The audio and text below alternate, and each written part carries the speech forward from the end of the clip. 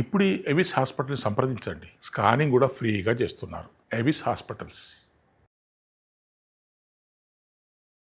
నమస్తే అమ్మా. నమస్తే నాన్న. ఇక ఆషాఢ అమావాస్య వస్తుంది. శ్రావణ మాసం నెక్స్ట్ డే నుంచి మొదలు. ఈ ఆషాఢ అమావాస్య ప్రత్యేకత ఏంటో తెలుసుకుందామమ్మా. మనకి అమావాస్యలు చాలా వస్తాయి, పౌర్ణములు చాలా వస్తాయి.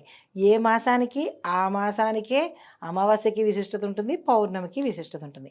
అయితే ప్రత్యేకంగా ఆషాఢంలో వచ్చే అమావాస్య దేనికంటే ఇది పితృ రోజులకు సంబంధించింది. పితృ తర్పణాల కోసం కానీ పితృదోషాలు కానీ, అంటే ఒక వ్యక్తి యొక్క జాతకంలో పితృదోషాలు ఉంటే కనుక పితృదోషాలు ఉన్నాయని మనకి ఎలా తెలుస్తుంది అని కూడా మీకు సందేహం రావచ్చు. అయితే కనుక పితృదోషాలు ఉన్నాయి అని ఒక వ్యక్తి జాతకంలో ఉంటే కనుక నెంబర్ 1, అతను ఫ్రీక్వెంట్గా డబ్బులు నష్టపోతుంటాడు, మోసపోతూ ఉంటాడు, డబ్బుని పోగొట్టుకుంటూ ఉంటాడు. అంటే ధనపరంగా నష్టాలు రావడము, డబ్బులు పోగొట్టుకోవడము, స్కాముల్లో ఇరుక్కోవడము, ఇలాంటివన్నీ రూపాయి 2 రూపాయలు కాదు, లక్షల్లో కోట్లలో నష్టం జరుగుతూ ఉంటుంది, తెలియకుండానే జరుగుతుంది. తర్వాత ఎప్పటికీ వివాహం కాకుండా ఏజ్ అయిపోతున్నా పెళ్ళవ్వని పరిస్థితి ఆ ఇంట్లో ఉంటే కనుక పితృదోషం ఉంది అని రాసుకోవచ్చు. తర్వాత పిల్లలు పుట్టి చనిపోయి చేస్తున్నా కానీ పితృదోషాలు ఉన్నాయి అని లెక్కలో రాసుకోవచ్చు. అసలు సంతానం కలగకపోయినా పితృదోషాలు ఉన్నాయి అని మనం తెలుసుకోవచ్చు. అయితే ఫ్రీక్వెంట్గా దెబ్బలు తగులుతుండడము, ఊరికే పడిపోతూ ఉండడము, యాక్సిడెంట్స్ అవుతూ ఉండడము, ఆపరేషన్లు అవుతూ ఉండడము, ఇలాంటివి జరిగినా కానీ పితృదోషాలు ఉన్నాయి అన్నట్టు మనం లెక్కలు వేసుకోవచ్చు. అయితే కొంతమంది తీవ్రంగా వ్యాధిగ్రస్తులు అవుతుంటారు, ఒకటి విడిచి ఒకటి అనారోగ్యం అవుతుంటుంది. ఆ ఇంట్లో కూడా పితృదోషాలు ఉన్నాయి అని తెలుసుకోవచ్చు. అమ్మ, మన ఇంట్లో పెద్దవాళ్ళు మనకి ఎందుకమ్మ శాపనార్థాలు పెడతారు? ఇప్పుడు ఇక్కడ ఉన్నప్పుడు బంగారంలా చూసుకుంటారే, వాళ్ళు కూడా నా పిల్లలు మంచిగా ఉండాలనే కదా కోరుకుంటారు. అక్కడికి వెళ్ళాక మూర్ఖులుగా ఎందుకు మారుతారా అని కొంతమంది సందేహం. ఎవరు ఎలా వెళ్ళారు? పితృదోషాలు, పితృదేవతలు. అంటే వాళ్ళంటే పితృదేవతలు అంతే కదా. వాళ్ళు ఏమైనా అమెరికా వెళ్ళారా, లండన్ వెళ్ళారా, ఎక్కడికి వెళ్ళారు వాళ్ళు? పితృలోకాలకి. ఎలా వెళ్ళారు? సూటు బూటు వేసుకున్నా, కోట్ వేసుకుని వెళ్ళారా? అష్ట కష్టాలు పడి వెళ్ళారంటారు కదా, అదేనా? అదే ఈ శరీరంతోనే వెళ్ళారా? కాదు, ఈ శరీరంతో వెళ్ళినట్టయితే అక్కడికి వెళ్ళి వాళ్ళు హాయిగా అమెరికాలో ఉన్నట్టయితే కనుక మన క్షేమం కోరుకుంటారు. కానీ ఈ శరీరంతో వెళ్ళలేదు కదా, వేరే శరీరంతో చనిపోయిన తర్వాత కదా వెళ్ళారు. మరి అప్పుడు చనిపోయిన తర్వాత బాడీకి ఈ ఆత్మకి రిలేషన్ ఎక్కడుంది? లేదు కదా. లేనప్పుడు మనం ఎందుకు తర్పణాలు? ఎగ్జాక్ట్లీ వస్తున్నాను. అయితే ఇప్పుడు మనం ఏదైనా ఊరు వెళ్తున్నప్పుడు మనం లగేజ్ అంటే బయట కొనుక్కుంటామని అనకండి. బయట కొనుక్కోవచ్చు కదా, హోటల్లో తినచ్చు కదా. ఆ హోటల్లో అవన్నీ ఇప్పుడు వచ్చేవి. పూర్వం బయటకి ఎక్కడికైనా వెళ్ళినప్పుడు కర్రకి మనం లంచ్ బ్యాగ్ పట్టుకుని వెళ్తుండేవారు. అవునా? అదే అసలు సంప్రదాయం. మనం బయటకి ఎక్కడికైనా వెళ్ళినప్పుడు మనం ఆ చెద్దన్నం కానీ మన పదార్థాలు కానీ మనమే పట్టుకుని వెళ్ళేవాళ్ళం. అంటే మనం వేరే ఊరు వెళ్ళినప్పుడు ఆహార పదార్థాలని మనం తీసుకుని వెళుతున్నాం కదా, ఇప్పటికి పోల్చొద్దు. మనం క్యారేజీ పట్టుకెళ్ళి మన క్యారేజీని మనమే తింటున్నాం కదా. అయితే అది సశరీరంతో ఉన్నాం కాబట్టి మన క్యారేజీ మనం తీసుకెళ్తాము. మరి శరీరం లేనప్పుడు అంటే మన అమ్మ ఎవరో వండిస్తే ఆ క్యారేజీ మనం తెచ్చుకొని తింటున్నాం. మరి శరీరం వెళ్ళిపోయిన తర్వాత ఎవరు మనకి క్యారేజీ ఇవ్వాలి? ఎన్నాళ్ళు సంపాదించిన ఆస్తి తీసేసుకుని వాళ్ళ సౌభాగ్యాలు అన్నీ వాళ్ళు ఇల్లు అనుభవించేసి ఈ పిల్లలు పుట్టిన వాళ్ళు మరి వాళ్ళకి అన్నం పెట్టకపోతే ఎట్లా? ఆకలి ఇదంతా దేహానికి కదమ్మా, ఆత్మకు కూడా ఆకలి ఉంటుంది. నేను గరుడ పురాణము ఒక ఛానల్లో చెప్తున్నాను. ప్రతి అంశము ఫస్ట్ నుంచి, అంటే ఈ శరీరం చనిపోయిన తర్వాత, అంటే ఈ బాడీ నుంచి ఇది డిటాచ్ అయిన తర్వాత ఎలా ఉండబోతోంది ద డే 1 నుంచి మొత్తం సిరీస్గా చెప్తున్నాను. అంటే దానిలో ఒక అంశాన్ని ఇక్కడ ప్రస్తావిస్తాను. ఈ చనిపోయిన తర్వాత డిటాచ్ అయిపోతుంది, శరీరం నుంచి ఆత్మ డిటాచ్ అయిపోతుంది. అయిపోయిన తర్వాత 11 రోజుల పాటు ఈ శరీరము ఈ వీళ్ళ మధ్య మమకారం ఉంటుంది. మనం ఊరు ఏదైనా అమెరికా వెళ్ళో లేదా వేరే ఊరు పెడితేనే ఫోన్ చేసి మన ఫోన్ కాల్లో చూస్తామా, వీడియో చాట్ చేస్తామా, నాన్న చాలా రోజులు అయిపోయిందిరా రాలేకపోతున్నాను, నువ్వంటే నాకు చూడాలనిపిస్తోంది అని మనం మాట్లాడుకుంటాం కదా. అలాగే ఈ ఆత్మకి కూడా అంత తొందరగా వెళ్ళడం ఇష్టం లేక వీళ్ళ మధ్య, తన కుటుంబీకుల మధ్య, తన పుత్రుల మధ్య తిరుగుతూ ఉంటుంది.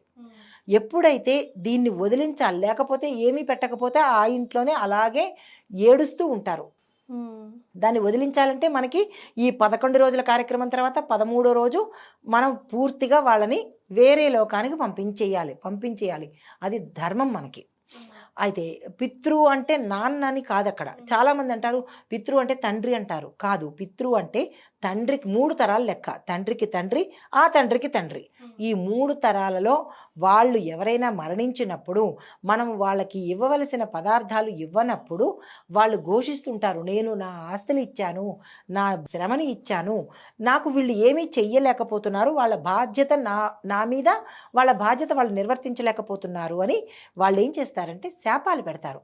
ఎందుకు ఒక్కరోజు ఒక గంట మన పిల్లలకి క్యారేజీ ఇవ్వడం లేకపోతే లేట్ అయితే వాళ్ళు ఏమంటారు, ఏంటమ్మా ఇంతవరకు తీసుకురావట్లేదు, లేట్ అయిపోతుంది నాకు అని మన మీద కోపగించుకుంటారా? ప్రతిరోజు పంక్చువల్గా వచ్చినప్పుడు ఒక్కరోజు లేట్ అయినప్పుడు ఎందుకు కోపం వస్తుంది వాళ్ళకి అంటే ఇదే కోపము అక్కడ వాళ్ళకు ఉంటుంది. ఉండి ఏం చేస్తారంటే శాపాలు పెడతారు, నా కష్టార్జితాన్ని వీళ్ళు నాకు ఇవ్వడం లేదు కాబట్టి వీళ్ళు కుటుంబం సవ్యంగా ఉండద్దు అని. అంటే బంధం తీరిపోయిన తర్వాత ఇంకా వాళ్ళకి మమకారాలు ఏమి ఉండదు. ఊరికే అంటే ఆత్మతో నా వాళ్ళు అనే బంధమే ఉంటుంది తప్ప అంటే వాళ్ళకి ఫీలింగ్స్ అనేది ఏది ఉండదు, పోతాయి. అవి పూర్తిగా మనం డిటాచ్ చేసుకోవాలి అంటే, వాళ్ళని పూర్తిగా మనం అంటే వద్దు అని అనుకోవాలి, వాళ్ళకి వేరే ఉత్తమ గతులు ఇవ్వాలి అంటే కనుక ఈ కార్యక్రమాలు చేయాలి. ఈ తప్పనిసరిగా మాసికాలు పెట్టాలి, 12 రోజుల కార్యక్రమాలు చేయాలి, తర్వాత సంవత్సరం వాళ్ళకి ఆహారం పెట్టాలి. ఇలా ఎన్నాళ్ళు అని అంటే కనుక ఈ ఎవరైతే వాళ్ళ వంశీకులు బతికున్నంత కాలం పెట్టాలి. ఎవరో ఒకరు వాళ్ళ వంశస్థులు పెట్టాలి. లేదు కుదరదు అని అనుకుంటే కనుక కొన్ని ప్రదేశాలు ఉంటాయి, నారాయణ బలి అనేది ఇచ్చి వాళ్ళకి మనకి ఇంకా డిటాచ్మెంట్ అనేది పెట్టేసుకోవాలి. పెట్టుకున్నట్టయితే ఇంకా వాళ్ళు వేరే జన్మ తీసుకొని ఇంకా మన నుంచి వెళ్ళిపోయి వేరే లోకాలకి వెళ్ళిపోతారు. అదే పితృలోకం అన్నమాట. అక్కడికి వెళ్ళిపోయిన తర్వాత ఇంకా మనకి ఎటువంటి ఇది ఉండదు.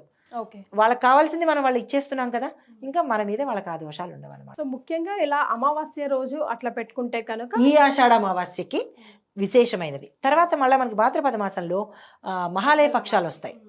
ఆ మహాలయ పక్షాలకి యాజ్ యూజువల్గా మళ్ళీ తాత ముత్తాతల్ని, చనిపోయిన వాళ్ళని, అప్పటికప్పుడు చనిపోయిన వాళ్ళని, ఈ సమయంలో కాలం చేసిన వాళ్ళని గుర్తు తెచ్చుకొని వాళ్ళ పేరిట కనుక మనం తర్పణాలు వదిలినట్టయితే కనుక వాళ్ళ శాపాలు కాకుండా ఆశీర్వచనాలు ఇస్తారనమాట.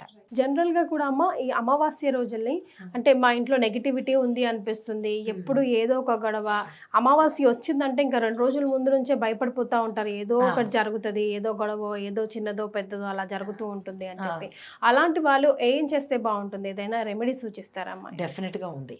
ఎందువల్ల వాళ్ళు అలా ప్రవర్తిస్తుంటారంటే అమావాస్య అనగానే చంద్రుడు లేని స్థితి, చంద్రుడు ఉండడప్పుడు మన మనసుకి కారకుడు ఎవడు అంటే మనకు ఆందోళనగా ఉంది, టెన్షన్గా ఉంది, మనకి బాగా లేదు అని చెప్పేది ఎవరు? మనసు. కరెక్ట్.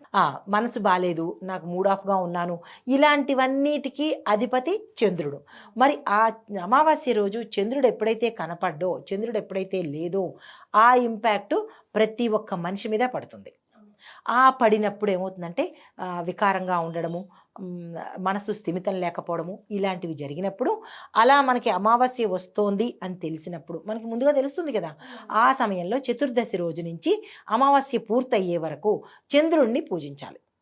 పూజించినట్టయితే స్టేబుల్గా ఉంటుంది. చంద్రగాయత్రి చేయొచ్చు, చంద్రుడికి సంబంధించిన అష్టోత్తర పారాయణ చేయొచ్చు, చంద్రుడికి సంబంధించిన నవగ్రహాలలో చంద్రుడి గురించి స్తోత్రం ఉంటుందిగా, అది చదువుకోవచ్చు. చంద్రుడికి పాలన నైవేద్యం పెట్టినట్టయితే కనుక ఉపశమనం కలుగుతుంది. మనసుకి కారకుడు చంద్రుడు అనమాట. చాలా సంతోషం, ధన్యవాదాలు.